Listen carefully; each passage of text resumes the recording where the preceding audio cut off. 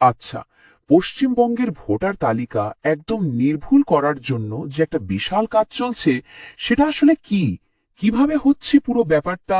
চলুন আজ আমরা একদম সহজ করে বিষয়টা বুঝে নিই। প্রথমেই একটা প্রশ্ন দিয়ে শুরু করা যাক।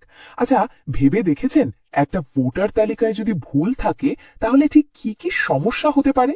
এই প্রশ্নটা কিন্তু বেশ জরুরি, আর এটা মাথায় রেখেই আমরা এগোবো।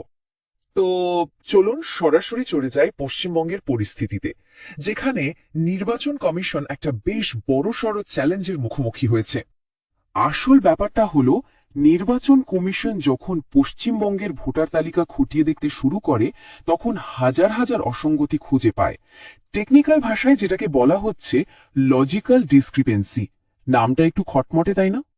তো এই যে খটমট শব্দটা শুনলাম, লজিক্যাল ডিসক্রেপেন্সি, চলুন এবারে রহস্যটা ভেদ করা যাক। জিনিসটা আসলে কি?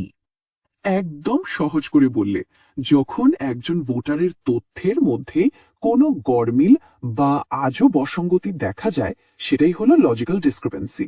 ধরুন, একজনের বয়স বলা হচ্ছে 25, অথচ তার ছেলের বয়স দেখানো হয়েছে 20। এটা কি সম্ভব? একদমই না। এই ধরনের যুক্তির বাইরের ভুলগুলোই প্রযুক্তি দিয়ে খুঁজে বের করা হচ্ছে। আর এখানেই ব্যাপারটা আরো ইন্টারেস্টিং।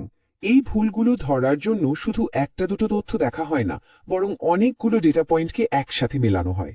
যেমন ধরুন, ভোটারের নাম, বয়স, ঠিকানা, এমনকি পরিবারের অন্য সদস্যের তথ্য, সব কিছুকে পাশাপাশি রেখে যাচাই করা হয়। মানে পুরো ছবিটা যেন কোথাও খাপছাড়া না লাগে। তো এত বড় একটা সমস্যা যখন সামনে এসেছে, তখন নির্বাচন কমিশন কি করছে, তাদের অ্যাকশন প্ল্যানটা কি? চলুন দেখি। প্রথমে একটা কথা কিন্তু খুব পরিষ্কার করে নেওয়া দরকার। এই যে পুরো প্রক্রিয়াটা চলছে, এটা কিন্তু সম্পূর্ণ আইন মেনে হচ্ছে। মানে এটা কোনো হঠাৎ করে নেওয়া পদক্ষেপ নয়, এর পেছনে একটা শক্ত আইনি ভিত্তি আছে। এই আইনি ভিত্তিটা আসছে জনপ্রতিনিধিত্ব আইন বা আরপি অ্যাক্ট 1950 থেকে।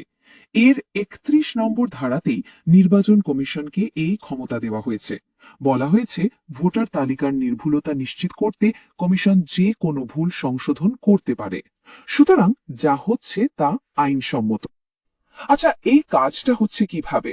এখানে কিন্তু টেকনোলজি আর মানুষের বুদ্ধি দুটোই একসাথে কাজ করছে। দেখুন, একদিকে আছে টেকনিক্যাল চেকিং, মানে সফটওয়্যার দিয়ে ডেটা অ্যানালিসিস। এটা খুব দ্রুত কাজ করে, লক্ষ লক্ষ ডেটা একবারে পরীক্ষা করে ফেলতে পারে। আর অন্যদিকে আছে ম্যানুয়াল শুনানি, যেখানে প্রত্যেকটা আলাদা আলাদা কেসকে খুব যত্ন করে সামনাসামনি বসে দেখা হয়। মানে একদিকে গতি, আরেকদিকে গভীরতা, দুটো মিলিয়েই লক্ষ্য একটাই, 100% নির্ভুলতা। পুরো কাজটা কিভাবে এগোচ্ছে তার একটা ফ্লো চার্ট যদি আমরা দেখি, প্রথমে টেকনোলজি ব্যবহার করে সম্ভাব্য ভুলগুলো চিহ্নিত করা হচ্ছে। তারপর যাদের ডেটাতে অসঙ্গতি পাওয়া যাচ্ছে, তাদের কাছে নোটিশ পাঠিয়ে শুনানির জন্য ডাকা হচ্ছে। আর সব শেষে সেই শুনানিতে সামনাসামনি কথা বলার পরেই চূড়ান্ত সিদ্ধান্ত নেওয়া হচ্ছে। তাহলে মূল কথাটা কি দাঁড়ালো? দাঁড়ালো যে এটা একটা ব্যালেন্সের ব্যাপার। টেকনোলজি ভুল ধরিয়ে দিচ্ছে, আর মানুষ সেটাকে ফাইনাল ভেরিফাই করছে। এর কারণটা খুবই গুরুত্বপূর্ণ, যাতে কোনো যোগ্য ভোটারের নাম যেন ভুলবশত তালিকা থেকে বাদ না যায়। তো এই সব কিছুর পর আমরা কোথায় পৌঁছাচ্ছি? আমরা আসছি চূড়ান্ত তালিকা তৈরির একেবারে শেষ ধাপে। গত নভেম্বরে অসঙ্গতিগুলো সহ একটা ড্রাফট লিস্ট তৈরি করা হয়েছিল, আর এখন সেই লিস্ট ধরে টেকনিক্যাল আর ম্যানুয়াল ভেরিফিকেশনের কাজটা চলছে। আর ফাইনাল গোল, একটা পরিষ্কার, সংশোধিত, নির্ভুল ভোটার তালিকা প্রকাশ করা। আসলে দিনের শেষে এই এত বড় কর্মযজ্ঞের উদ্দেশ্য কিন্তু একটাই, একটা স্বচ্ছ এবং বিশ্বাসযোগ্য ভোটার তালিকা তৈরি করা। কারণ একটা অবাধ আর সুষ্ঠু নির্বাচনের একেবারে প্রথম শর্তই তো হলো একটা সঠিক ভোটার তালিকা, তাই না? শেষে একটা প্রশ্ন রেখে যায়, আমরা এখন বিগ ডেটার যুগে বাস করছি, তাহলে কি একটা ফেয়ার ইলেকশনের ভবিষ্যৎ